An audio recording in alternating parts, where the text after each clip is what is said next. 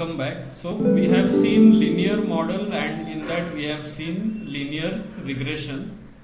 And say this is our linear regression model, m1 x1 plus m2 x2 plus c, and x1 is a predictor size, x2 is the predictor bedrooms, number of bedrooms, and y is the price of the house. Okay, so and y dash is the predicted price. So here the question is, what is the meaning of this m1 and m2 and c?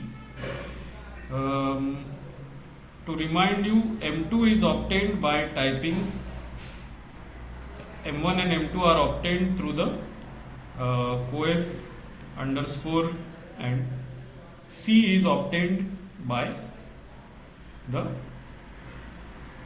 intercept underscore. So m1 and m2 are called slope and c is called intercept.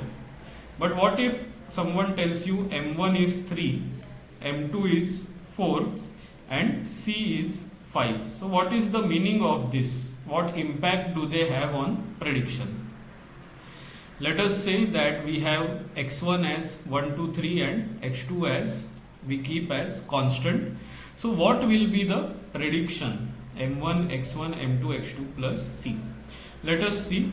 Let us say m1 is 3 and x1 we have x2 and we have c as 5. So x1 when it is 1, then we have 3 multiplied by 1 plus 4 multiplied by 1 plus 5, which is 3 plus 4 plus 5, which is equal to 12. So the prediction is 12. When x2 becomes 2, so this becomes 3 into 2, 6.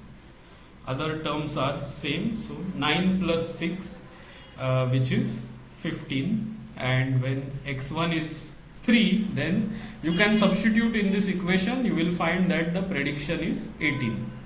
So when x1 increases by 1 unit, the change in the prediction is m1. You can see when x1 is increasing by 1 unit, the change in y1 is m1 units, that is 3. y dash changes by 3.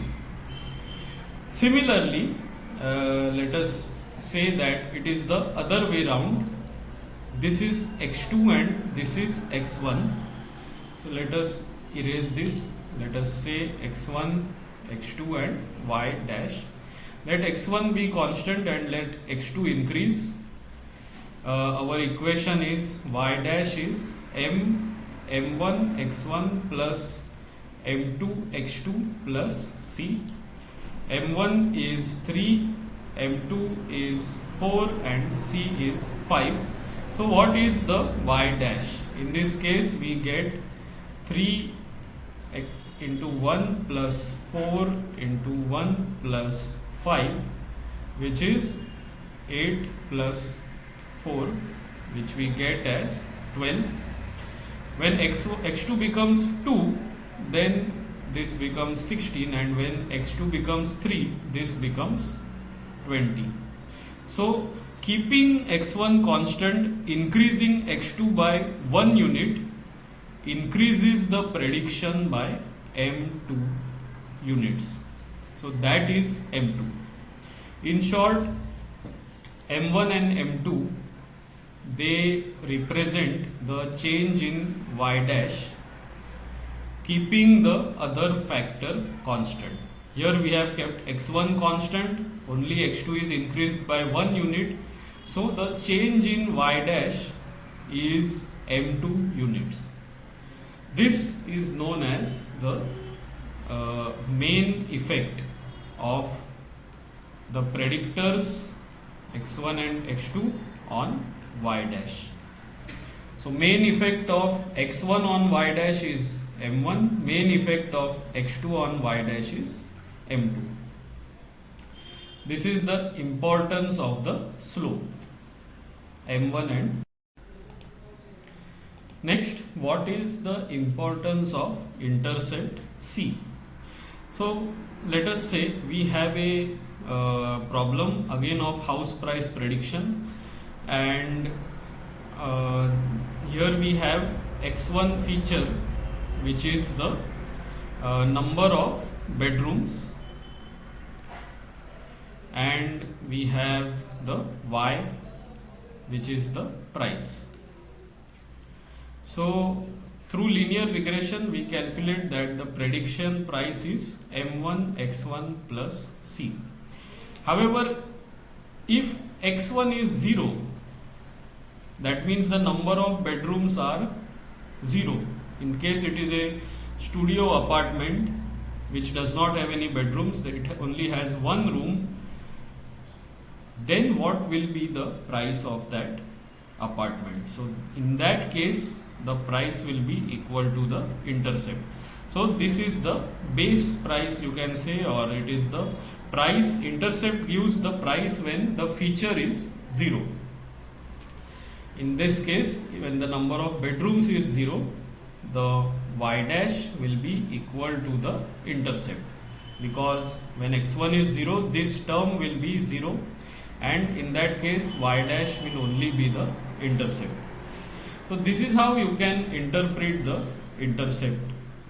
Other than this, we have the assumptions of ordinary least square method. So when should we use the ordinary least square method? Although even if these assumptions are not true, you can still use this method, linear regression. But usually people say that the relationship between x and y should be linear.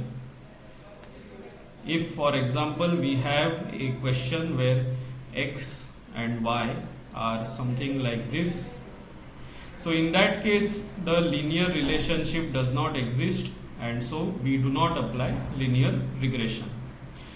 The data x should be normally distributed. There should not be any correlation. There should not be any collinearity. Collinearity means when one feature is increasing, the other feature is also increasing, or when one feature is decreasing, the other feature is also decreasing. So this collinearity should not exist. The feature should be independent and not correlated or collinear. So these are certain assumptions of linear regression which should be existing for you to model the data with the linear regression model. So that was it about linear regression. Final comments. Please practice linear regression on other data sets. The code is shared with you, and in the next module we will see some other uses of linear regression. So thank you and keep watching.